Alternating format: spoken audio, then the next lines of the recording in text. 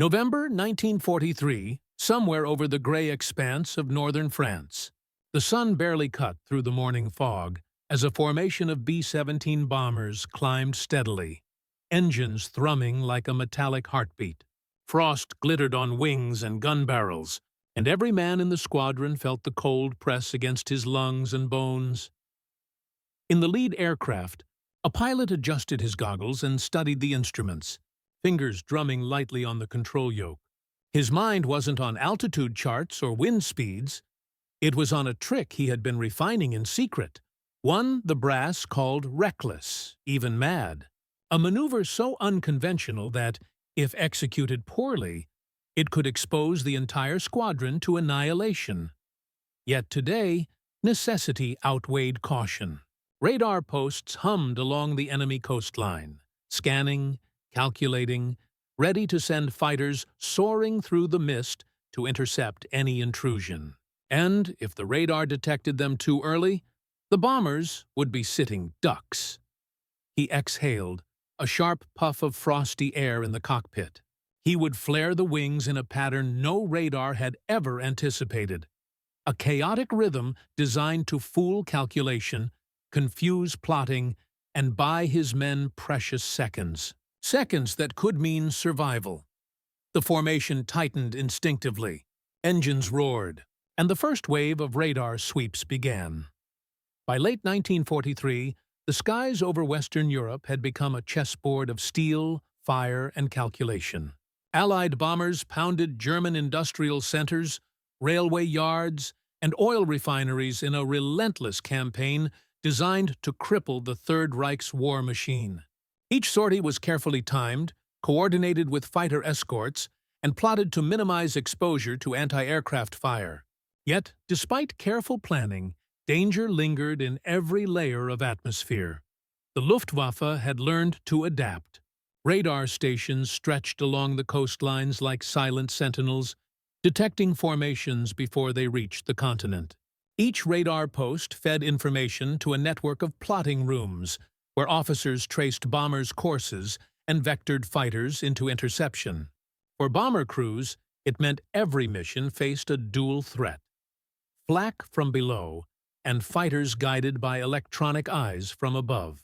Radar, at first a novelty, had become one of the most feared instruments in the air war. Operators could detect aircraft miles away, estimate altitude and speed, and alert interceptors before a bomber's formation even passed the horizon. The Americans responded by tightening formations and adding overlapping defensive fire. But as the sky became denser with aircraft, even minor deviations could expose weak points, and enemy gunners and radar operators exploited these with precision. Within this environment, pilots experimented cautiously with new tactics, balancing innovation against the risk of annihilation. One pilot in a medium-sized squadron stationed in East Anglia began refining a maneuver informally nicknamed the wing flare trick. The principle was simple, yet audacious. By releasing and manipulating wing-mounted flares in a calculated sequence, he could create visual and infrared disturbances that confused enemy radar plotting. In essence, the trick was designed to introduce false signals, misdirect enemy operators, and mask the formation's true position. Not all welcomed this experimentation. Squadron leaders worried that the maneuver could draw attention or scatter formations if misjudged. Engineers cautioned that the flares might ignite prematurely, damage the aircraft, or even endanger wingmen. Yet, the pilot's confidence stemmed from meticulous calculations and countless test runs in low-risk scenarios. He studied radar principles, flight dynamics, and the spacing between bombers in formation. Each flare was timed, angled, and ignited to produce the illusion of a broken formation, forcing radar operators to misread trajectory and location. The human element was equally critical. The crew had to trust the pilot implicitly. Even a slight hesitation could turn innovation into catastrophe. The bombardier, navigator, and gunners were briefed in hushed tones, each aware that survival depended on precision. The men were not reckless thrill-seekers. They were soldiers who understood the balance between daring and responsibility. Meanwhile, intelligence reports from prior missions painted a grim picture. German radar coverage had grown more sophisticated, overlapping multiple sites along the coast. Missions that failed to account for radar interference often ended in disaster, with formations picked apart before reaching their targets. Losses had increased during months of heavy bombing, reminding airmen that even the most courageous or skilled could fall victim to unseen eyes scanning from miles away. Within this high-stakes environment, the pilot's trick was more than a gimmick. It represented an experiment in survival. Each practice run over the English countryside tested coordination, timing, and crew confidence. Observers recorded the flare patterns, noting deviations in spacing and ignition timing. Minor miscalculations could produce nothing more than wasted flares. But the pilot refined each adjustment meticulously, convinced that the ultimate test, facing live radar detection, could save lives.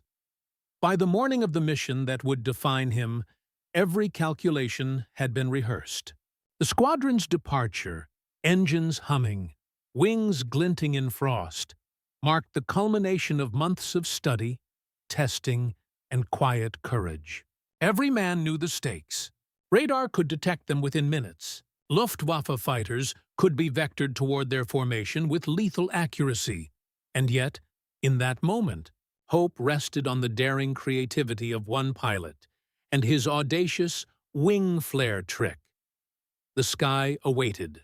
The radar sweeps hummed, and the formation tightened instinctively as engines roared in unison. The pilot's squadron was part of a broader network of bomber groups that formed the backbone of the Allied strategic bombing campaign. Each B-17 Fortress carried not just bombs, but the weight of planning, intelligence, and expectation. Every mission required flawless execution, navigation through contested airspace, precise altitude control, and formation discipline to maximize overlapping defensive fire. The crews trained relentlessly, yet no simulation could fully replicate the chaos of combat. Flak bursts, evasive maneuvers, and the sudden appearance of enemy fighters. German radar had transformed air warfare into a game of prediction. Würzburg and Freya systems could detect approaching formations up to 50 miles away, relaying information to Kampfgeschwader units who launched fighters with calculated timing. Bombers traveling in tight formations became easier to track, but deviations increased risk. Each squadron understood that radar did not merely observe, it directed death. The wing flare trick was designed precisely to exploit these vulnerabilities. By creating optical and infrared illusions in the sky, the pilot could make radar operators perceive multiple false targets, mask gaps in the formation, and delay fighter interceptions. Every flare had to burn at the correct intensity, angle, and interval. Too bright, and it would reveal the aircraft. Too dim, and it would be ineffective. Too early, and the illusion would collapse. The maneuver required perfect synchronization with the squadron. Each plane's wing flare timing had to complement its neighbors, forming a dynamic pattern that appeared chaotic to radar, yet maintained the integrity of the formation. This was an art of controlled disorder, apparent randomness masking precise control. It was a high-wire act played out hundreds of feet above the ground, over hostile territory. The human dimension could not be overstated. Crew morale was fragile. Bombardiers, gunners, and navigators knew the risks intimately. Each had lost friends to radar-directed fighter attacks. Each had seen formations decimated by a single lapse in coordination. Yet the promise of the wing flare trick, even its untested status, inspired cautious optimism. For some, the pilot's audacity represented a thin thread of hope, a chance to survive where conventional methods had failed. Training had been intense. Over the North Sea and English countryside, the pilot conducted repeated simulations. Flares were tested under varying altitudes, wind conditions, and visibility. Observers noted deviations, corrected timing, and refined spacing. The pilot studied enemy tactics meticulously, learning how Luftwaffe fighters responded to radar alerts and how they maneuvered in three-dimensional space. Knowledge of enemy doctrine was as essential as technical mastery. Intelligence officers recognized the trick's potential impact.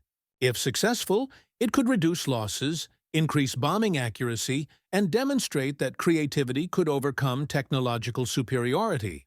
Yet the maneuver was controversial. Some commanders labeled it reckless. Others saw it as a necessary gamble. Debate persisted quietly in briefing rooms and mess halls. But in the air, there would be no room for discussion. Only execution. By mission day, the squadron had internalized the plan. Pre-flight checks confirmed the flare's ignition mechanisms, alignment of aircraft within the formation, and radio communication protocols. Pilots and gunners exchanged brief nods of understanding. They trusted the pilot to manage the unpredictable calculus of the maneuver. The aircraft rolled onto the runway, engines igniting in unison. A layer of frost sparkled along wings and fuselage, and the cold cut through flight suits like a knife. As they lifted into the morning sky, clouds mingled with sunlight to create a shifting palette of shadows and highlights. Below, radar operators scanned, unaware that their calculations would soon be confounded.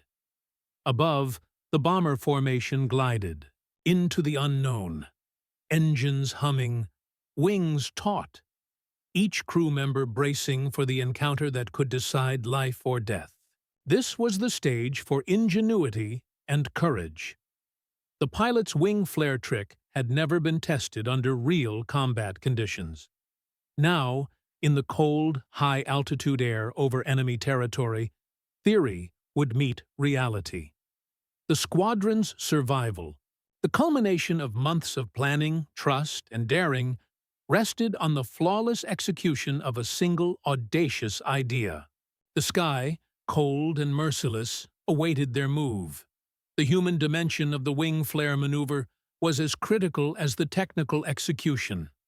Pilots, gunners, navigators, and bombardiers all relied on instinct honed through countless hours of training. Yet the unpredictability of combat demanded adaptability. Fatigue, cold, fear, all were constant companions at high altitude. At 20,000 feet, the body reacts differently. Oxygen-starved muscles slow, judgment can waver, and even minor mistakes can cascade into disaster. The squadron's trust in the pilot was paramount. They had seen the same skies where countless formations were broken apart by radar-directed fighters. The crew knew that failure could mean the loss of everyone aboard, yet they also understood that innovation might provide a slender edge. This psychological tightrope required composure under pressure, the ability to suppress fear, and a willingness to act in concert with a single human mind orchestrating a risky maneuver. Morale also played a subtle role. The pilot's audacity inspired cautious optimism. For some, it rekindled faith in survival when the air war seemed dominated by technology and chance. Gunners whispered among themselves about the upcoming mission, not with bravado, but with a shared recognition that their fate depended on teamwork and discipline. Each man carried the dual weight of fear and expectation. Trust was tested in small ways before the mission. Pre-flight drills, timing exercises, and simulated flare deployments. Every minor miscalculation required recalibration, sometimes under conditions that simulated the chaos of real combat. The crew's cohesion, honed through these drills, allowed them to act instinctively, minimizing hesitation and reducing the probability of fatal error during the actual maneuver. Radar detection was the primary technological obstacle that the wing flare trick sought to exploit. The Luftwaffe's Würzburg and Freya radar arrays were capable of detecting aircraft formations at distances exceeding 40 miles, plotting altitude, course, and speed. Operators transmitted this data to fighter control, vectoring Messerschmitts to intercept bombers with deadly precision. The trick leveraged optical and infrared interference to generate false targets. Wing-mounted flares produced heat signatures and bright flashes designed to create multiple reflections on radar screens. By alternating flare intensity and timing, the pilot could simulate formation breaks or decoys, creating uncertainty for operators attempting to plot bomber locations. Each flare acted as a calculated disturbance, introducing errors in enemy tracking algorithms and forcing misjudgments in fighter direction. The physical execution required perfect timing, spacing, and coordination. Aircraft in formation had to release flares at precise moments, angles, and durations to maintain the illusion without compromising their own position. Even a single misfire could reveal the squadron's true coordinates. Instruments monitored flare burn rates, wing alignment, and spacing, while onboard checks ensured ignition mechanisms functioned reliably in sub-zero temperatures. From a tactical perspective, the wing flare trick represented a radical departure from standard bomber doctrine. Formation discipline had always emphasized rigidity to maximize overlapping fields of defensive fire. Yet this rigidity made groups vulnerable to radar-guided interception. By introducing controlled visual chaos, the pilot effectively manipulated enemy perception without sacrificing defensive integrity. Squadron formations were planned with precise intervals, lateral spacing, and altitude separation. Executing the wing flare maneuver required temporarily bending these conventions, relying on calculated distortion rather than traditional defensive tactics. The pilot calculated the timing so that enemy fighters would misidentify the bomber formation's true location, giving the squadron additional seconds to maintain cohesion and avoid engagement. Timing was everything. Radar operators reacted to predicted positions, and any deviation could reduce the effectiveness of the maneuver. The pilot's decisions were a real-time interplay of calculation, observation, and risk assessment, requiring continuous monitoring of the formation's shape, altitude changes, and flare deployment. Tactical success depended on aligning these factors under extreme stress, with enemy aircraft potentially already vectoring in for interception. The maneuver carried an ethical dimension rarely considered in combat planning. By risking the entire squadron on a single, untested tactic, the pilot assumed responsibility not only for his own life, but for every man aboard every aircraft. Each decision held profound consequences. A miscalculated flare could draw enemy fire, scatter formation cohesion, and result in catastrophic losses. Yet morality in warfare often hinges on calculated risk. The pilot weighed the lives at stake against potential gains. If successful, the squadron could evade radar, survive the interception, and complete its mission. Failure, however, would be immediate and total. In that sense, the maneuver was a moral gamble, one where human ingenuity and courage became instruments of survival in the face of overwhelming technological superiority. The pilot's leadership was tested long before takeoff. Squadron cohesion depended on his ability to inspire confidence in a tactic few had witnessed and even fewer had approved. Leadership in this context was not about rank or orders. It was about example, clarity, and the silent communication of trust. He briefed the crew meticulously, walking through timing, flare deployment, and contingency plans. Each man had a role, and each role carried equal weight in the success of the maneuver. The bombardier listened carefully. The gunners memorized angles. The navigator cross-checked positioning, and all understood the stakes. The pilot's calm demeanor contrasted with the tension in the room, a visual cue that steadied nerves. Leadership extended beyond words. In the air, he made split-second adjustments, signaling turns, altitude changes, and flare sequences. Crew members responded instinctively, confident in his judgment. Such leadership required not only technical mastery but also psychological insight. Understanding fear, hesitation, and human limits. By embodying composure and precision, the pilot created an environment where each crew member acted with confidence, minimizing hesitation. Leadership in high-altitude combat demanded this blend of trust, technical knowledge, and foresight. It was a balance between authority and partnership, between command and shared responsibility. The Luftwaffe faced an unprecedented challenge in this engagement. Radar operators relied on predictable signals. Aircraft formations maintained in uniform spacing, traversing known corridors. The sudden introduction of wing flares disrupted the calculation, producing false returns that confused operators and delayed fighter vectoring. Messerschmitt pilots, relying on radar guidance and visual cues, confronted a rapidly shifting environment. Intercepts that would normally be calculated to the minute became chaotic, forcing split-second decisions in mid-air. Pilots reported formations appearing to scatter, then reform, as though the bombers were moving unpredictably. Their instruments betrayed them, and their training could not compensate for the engineered deception. Enemy analysis later confirmed that radar miscalculations during this mission allowed the squadron to evade multiple interception attempts. The confusion lasted for critical seconds, enough to maintain formation cohesion and avoid direct engagement. For the Luftwaffe, it was a demonstration that even well-established technology could be undermined by ingenuity.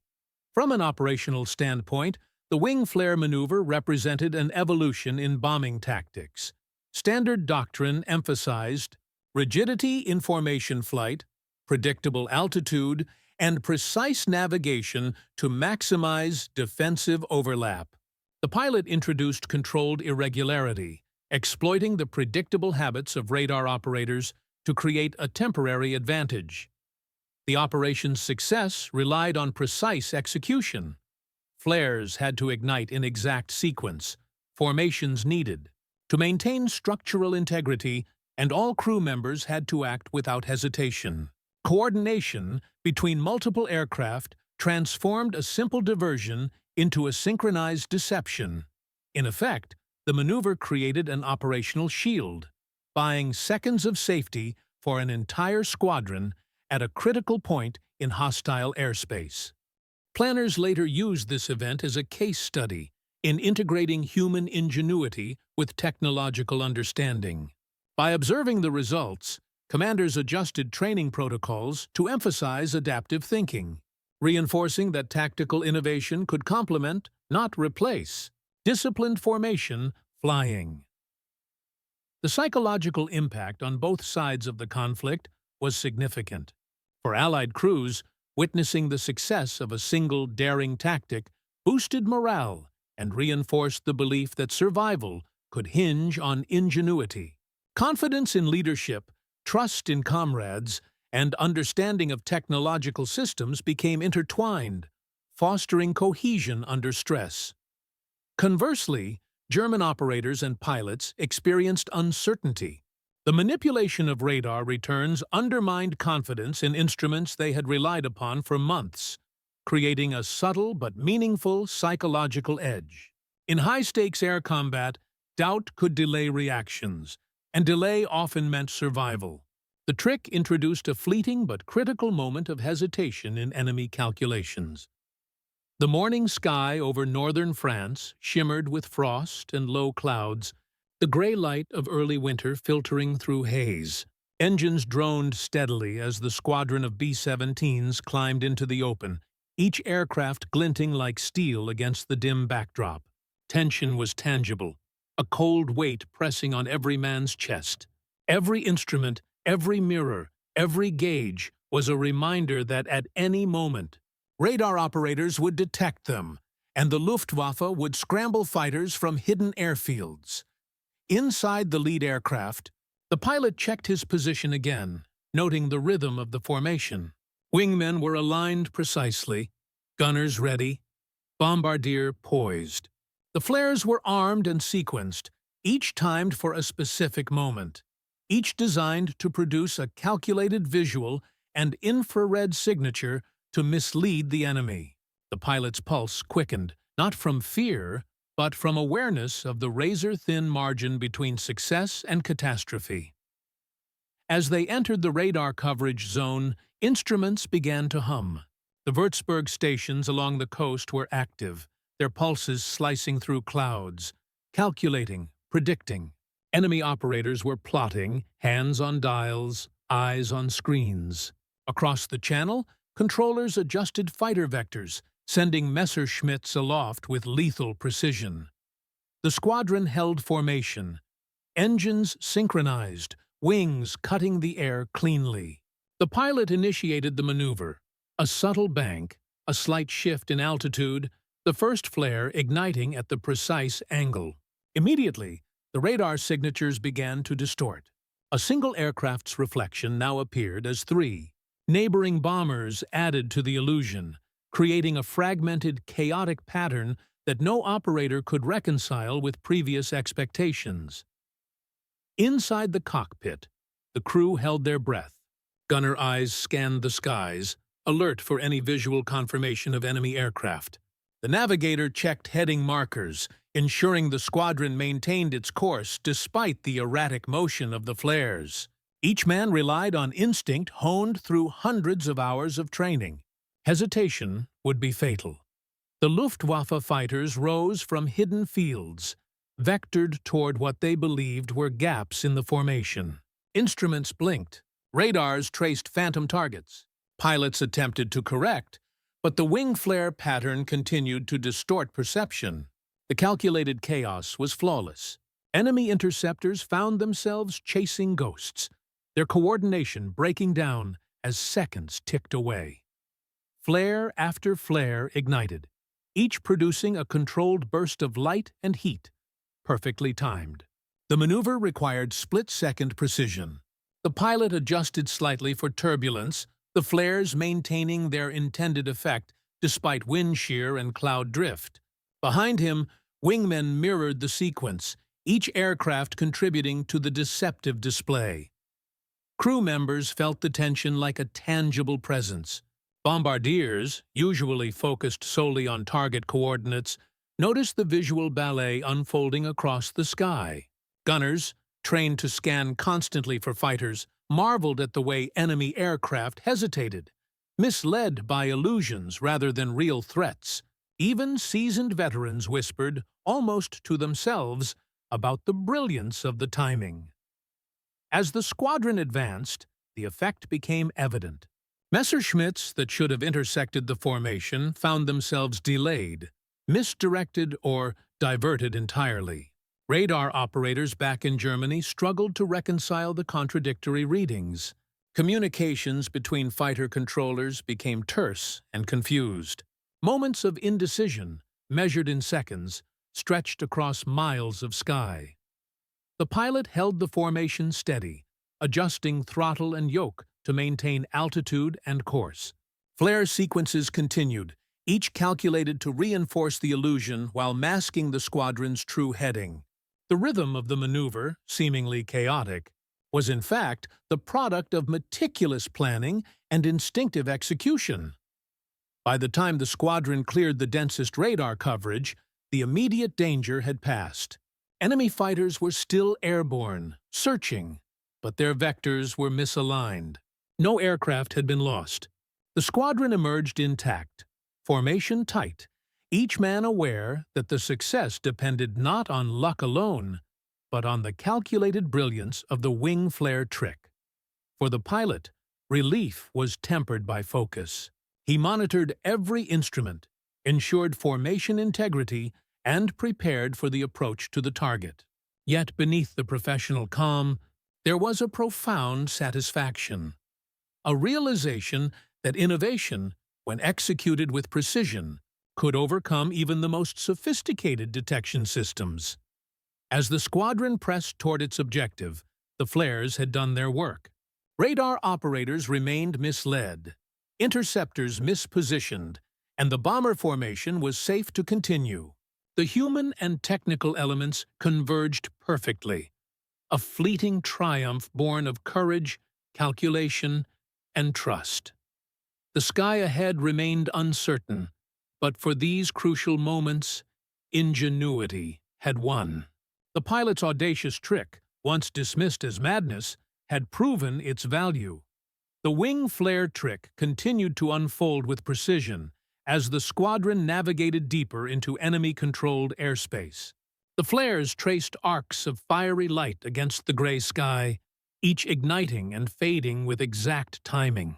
From the perspective of the Luftwaffe, the formation now appeared fractured and unpredictable. Fighter pilots, guided by radar plots, were forced into a reactive state, unable to anticipate the squadron's true movements. Inside the lead B-17, the pilot maintained absolute focus. Hands steady on the controls, eyes scanning both instruments and sky, he ensured that the flares were executed in perfect sequence. Wingmen followed in lockstep, understanding the cadence instinctively. Each flare served as a visual decoy, a digital ghost on radar screens, and a psychological disruptor to the enemy above. The effects were immediate. Messerschmitt fighters, vectored toward the apparent gaps, found themselves chasing illusions. Instruments blinked conflicting data, prompting split-second errors. Some interceptors overshot the formation entirely. Others hesitated, uncertain whether to engage or reposition. In the air, confusion became survival. The crew experienced the tension in palpable waves. Gunners, accustomed to scanning for enemy fighters, had fewer visual threats to target, yet remained vigilant, knowing a single misstep could undo the maneuver. The bombardier adjusted trajectory calculations subtly, ensuring the squadron stayed on course despite the visual chaos above and below. Every man acted in synchrony, translating preparation into precise execution. As the formation passed the densest radar coverage, the pilot adjusted altitude and bearing slightly, enhancing the illusion of fragmentation while keeping the squadron cohesive. The rhythm of flare ignitions remained perfect. Light, shadow, and heat combined to create a tableau of deliberate disorder, an orchestrated deception that radar operators could not decode. Enemy fighters attempted to reorient, but the brief delay proved decisive. Seconds that seemed trivial in normal circumstances stretched into critical advantages. The squadron maintained formation integrity and avoided engagement. For the first time in that campaign, a bomber group had moved through the radar zone almost entirely unchallenged. The maneuver also demonstrated an unforeseen benefit. It reduced the psychological pressure on the crews. Normally, the constant awareness of radar-guided fighters induced tension that compounded over hours. By creating confusion for the enemy, the pilot allowed the squadron to operate with a slight but essential mental reprieve, giving gunners and navigators a momentary sense of agency in an environment dominated by mechanized precision. Meanwhile, radar operators struggled to interpret the signals. Multiple screens displayed conflicting positions. Operators debated whether the formation had broken apart or whether mechanical error in detection was occurring. Their calculations, delayed by just enough seconds, ensured that Messerschmitt intercepts were misaligned. Enemy leadership quickly realized something unusual was unfolding, though by the time analysis was conducted, the squadron was already beyond the immediate threat. From an operational standpoint, the wing flare trick validated months of preparation. The combination of human instinct, precise timing, and understanding of enemy technology created a force multiplier far greater than conventional defensive tactics alone. The pilot's audacity, previously dismissed as reckless, had now been proven effective under live combat conditions. For the crew, the experience was unforgettable. They had flown into a zone saturated with danger, relying on a combination of calculation, timing, and trust in leadership. Every man understood that the maneuver's success depended not merely on one individual's skill, but on the cohesion of the entire squadron. They had executed the impossible, transforming potential exposure into survival through ingenuity. As the squadron emerged from the radar coverage zone, relief washed over the cockpit. Gunners relaxed, navigators exhaled, and the pilot allowed himself a brief moment of satisfaction. No aircraft had been lost, no crew injured, and the mission could proceed toward its target. What had seemed madness in briefing rooms, debates, and simulations was now undeniable fact. The wing flare trick worked. The Luftwaffe, by contrast, faced confusion, frustration, and recalibration. Radar operators recorded anomalies that would later become intelligence puzzles. Interceptor units were forced to reconsider their assumptions about bomber behavior, while command evaluated whether the incident was an isolated fluke or the sign of a new tactic that could undermine radar-guided air defenses. For a brief window in the cold European sky, human ingenuity had triumphed over technology. Calculated audacity had rewritten the rules of engagement, and a single pilot's daring innovation had preserved lives, protected his squadron, and altered the way air battles could be approached in the months to come. The formation pressed onward, flares extinguished, engines steady, but the significance of the maneuver lingered in every mind. Proof that courage, precision, and trust could bend the rigid logic of war. The successful execution of the wing flare trick sent ripples through the squadron and beyond. After returning to base, the bomber crews debriefed with a mixture of exhilaration and exhaustion. Every man aboard the formation understood the magnitude of what had just occurred. A single audacious maneuver had neutralized the primary threat of radar-guided fighters. Lives were spared, equipment preserved, and mission integrity maintained. In briefing rooms, intelligence officers pored over mission reports, radar logs, and crew accounts. The data confirmed what the men had experienced firsthand. Radar operators had been confused, fighter vectors misaligned, and no direct engagements had occurred in the critical zone. It was a remarkable convergence of human skill and technological understanding. For months, training manuals had emphasized formation discipline and defensive firepower. Now, commanders had tangible evidence that ingenuity could augment standard doctrine, even in the face of sophisticated enemy detection systems. The pilot who conceived the maneuver became a quiet focus of attention. Commendations were discussed, though official recognition was cautious. Higher command preferred verification and corroboration before awarding medals. Still, among his peers and crew, he was regarded as a figure of exceptional courage and technical insight. His ability to integrate knowledge of enemy radar, formation tactics, and human reaction under stress transformed theoretical training into tangible survival. Operationally, the wing flare trick became a case study. Planners noted that minor deviations in timing or flare intensity could compromise the effect, emphasizing the precision required. Training regimens were adjusted to include simulated flare maneuvers, coordination drills, and timing exercises designed to replicate the success of the squadron's operation. Crews were reminded that survival depended not only on strict adherence to procedures, but also on the ability to innovate within controlled parameters. The Luftwaffe, conversely, experienced the engagement as a disruption. Radar logs showed anomalies that operators could not immediately explain.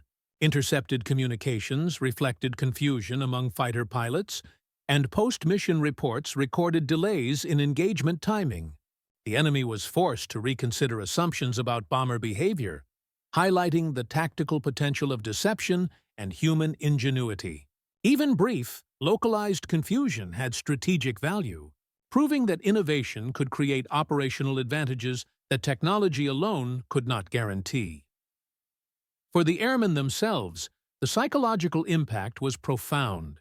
Witnessing a maneuver succeed under such pressure reinforced trust in leadership, camaraderie, and personal skill. Morale, often fragile amid the cold, monotonous, and dangerous conditions of high-altitude bombing, received a significant boost.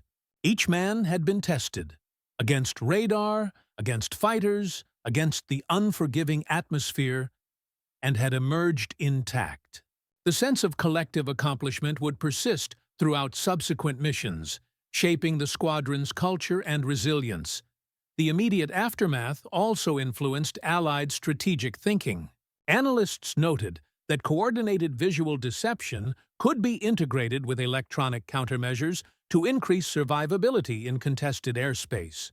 While flares alone would not guarantee success in every engagement, the principle demonstrated that understanding enemy systems and exploiting predictable responses could shift the balance in otherwise lethal scenarios. It was a reminder that war was not purely mechanical. Human insight could complement, amplify, or even override technological advantage. In personal terms, the pilot continued his missions with the squadron, but recognition was secondary to duty. He remained meticulous, calm, and disciplined, understanding that every sortie carried risk and that success in one engagement did not guarantee future safety. For the men who flew with him, his confidence and precision were reassurance in a sky governed by uncertainty.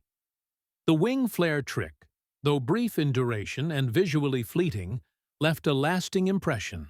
Within the squadron, it became a symbol of ingenuity, courage, and the thin line between life and death at 20,000 feet. Among planners and commanders, it became a lesson in adaptability and the integration of human ingenuity into operational doctrine. And for history, it offered a glimpse of the subtle yet decisive ways individuals could influence the outcome of missions in a vast, mechanized war, as the bomber crews rested, repaired, and prepared for the next mission. The impact of those few calculated flares lingered, a quiet but undeniable triumph born of daring, intellect, and trust. The squadron had survived when conventional methods alone might have failed, and from this success, the lessons of innovation, precision, and leadership would echo through the remaining campaigns of the war. The weeks following the mission revealed the broader significance of the wing flare maneuver. Squadron reports highlighted not only the tactical success, but also the operational implications. Commanders observed that brief, calculated disruptions of enemy radar could create opportunities for formations to evade interception entirely. The wing flare trick was a clear demonstration that careful innovation could produce results far beyond conventional tactics, saving lives and aircraft while preserving mission objectives. Debriefings emphasized both technical and human factors. Radar operators had been effectively misled, yet the maneuver required flawless execution, timing, and coordination. The pilot's meticulous planning had ensured that no flare misfired, no aircraft deviated, and no crew hesitated. Intelligence officers concluded that the operation's success rested as much on the crew's discipline and trust as it did on the trick itself. This dual reliance on human and technical proficiency became a model for subsequent missions, influencing training programs across bomber groups. The Luftwaffe, forced to analyze the engagement, recognized the limitations of their radar-dependent strategies. Reports indicated that operators had struggled to differentiate between phantom targets and real formations, delaying fighter responses. Commanders noted that even a few seconds of miscalculation could permit a bomber formation to advance unscathed, a lesson that would not be easily forgotten. The mission demonstrated the vulnerability inherent in reliance on technology alone, underscoring the persistent value of human ingenuity in warfare. Among the squadron, the psychological impact endured. Airmen gained confidence in their ability to navigate the dangers of radar-guided airspace. Trust in leadership was reinforced, and a sense of camaraderie strengthened by shared triumph became evident. Veterans recalled the mission as proof that disciplined daring could preserve life even against formidable enemy systems. The wing flare trick became emblematic of innovation under pressure, an illustration of how courage and creativity could offset technological superiority. Operational doctrines were updated subtly in the aftermath. While the maneuver itself was situational, principles of controlled deception, precise coordination, and adaptive thinking were integrated into training. Pilots learned to anticipate enemy responses. Gunners practiced rapid adjustment to dynamic threats, and navigators refined timing for complex maneuvers.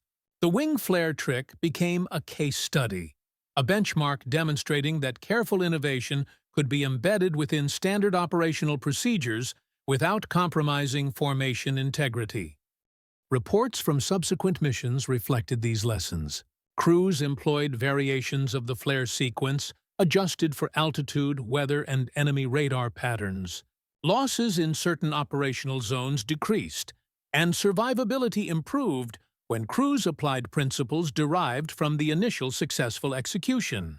The pilot's example reinforced a culture of adaptive problem-solving, emphasizing that survival in the air depended not solely on firepower or mechanical reliability, but also on ingenuity, trust, and precision. For the pilot personally, the mission's success solidified his reputation, but he remained humble and focused on the mission at hand. Recognition from peers and superiors validated his efforts, yet he continued to prioritize preparation, discipline, and care for his crew. The success of one maneuver did not diminish the inherent dangers of each sortie. Every engagement demanded vigilance, training, and unwavering coordination. Historically, the wing flare trick offered more than a tactical lesson.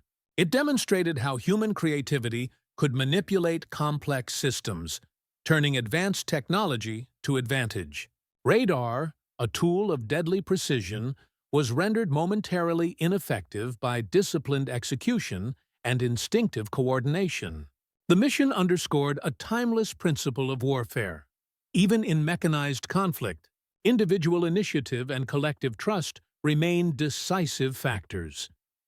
As the squadron prepared for further operations, the legacy of the maneuver endured. The flares had long since burned out, but their effects resonated in planning rooms, training fields, and the minds of airmen. It was a quiet victory, unseen by the enemy, yet profoundly influential. A testament to courage, ingenuity, and the subtle but decisive role of human judgment in the theater of war. The story of the wing flare trick serves as a reminder that even amidst the vast machinery of war, individual creativity and courage can shape outcomes. In the theater of aerial combat, technology was often viewed as an unstoppable force. Radar, fighters, and interception networks designed to dominate the skies. Yet this mission demonstrated that human ingenuity could bend, momentarily disrupt, and even outpace systems built for precision. The pilot's audacious maneuver was more than a tactical success. It was a testament to trust, discipline, and leadership. The crew's unwavering faith in his calculations, coupled with flawless execution, transformed a single idea into a lifeline for an entire squadron. Their survival underscored the profound impact of preparation, rehearsal, and cohesion, revealing that effective warfare depended not solely on weapons or machines, but on the skillful integration of human intelligence with technology. Moreover, the maneuver illustrated the subtle interplay between risk and reward in combat. What seemed madness in briefing rooms became brilliance in the sky. The fleeting chaos of flares and light misled enemy operators, yet it required meticulous timing, precise coordination, and courage under pressure. The pilot and his crew had embraced uncertainty, converting it into advantage. The legacy of this mission extends beyond the moment itself. It influenced operational doctrine, inspired confidence among crews, and left an enduring mark on air warfare tactics. It reminds us that war is not a purely mechanical endeavor. It is a complex human enterprise where innovation, intuition, and resolve can tip the balance even against formidable technological odds. Ultimately, the wing flare trick reflects the essence of human ingenuity in extremis. It is a story of courage and creativity, of trust and precision, and of how one individual's calculated daring can protect many. In the vast, cold skies of World War II, a few moments of brilliance illuminated the path between survival and catastrophe, leaving a legacy of ingenuity that echoes far beyond the battlefield.